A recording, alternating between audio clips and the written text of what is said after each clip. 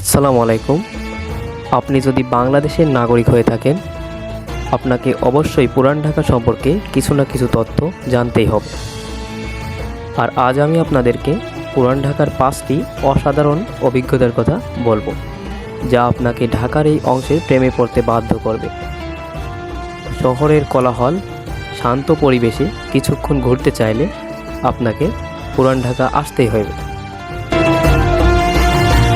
এই পুরান ঢাকায় পা দেওয়া মাত্র আপনার মনে হবে আপনি এমন কোনো জাদুঘরে চলে এসেছেন যেটা জীবন্ত, রীতিমতো নিঃশেষ নেই। যে জাদুঘরে ইতিহাস, সংস্কৃতি আর অসাধারণ সব স্বাদে পরিপূর্ণ।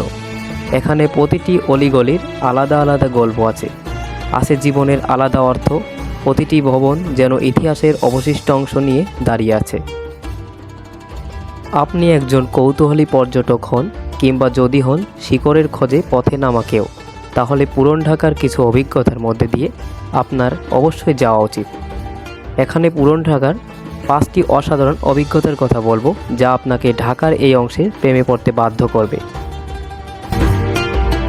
দর্শক, আপনি যদি পুরান ঢাকার স্বাদ চোখে দেখতে চান, প্রথমে নিন পনির চায়ের সঙ্গে বাকরখানি।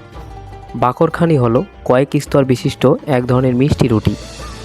এই রুটি জাতীয় খাবার যা পুরান ঢাকার প্রধান খাবার। সেখানে এটি পরিবেশন করা হয় গরম গরম 1 কাপ চায়ের সঙ্গে।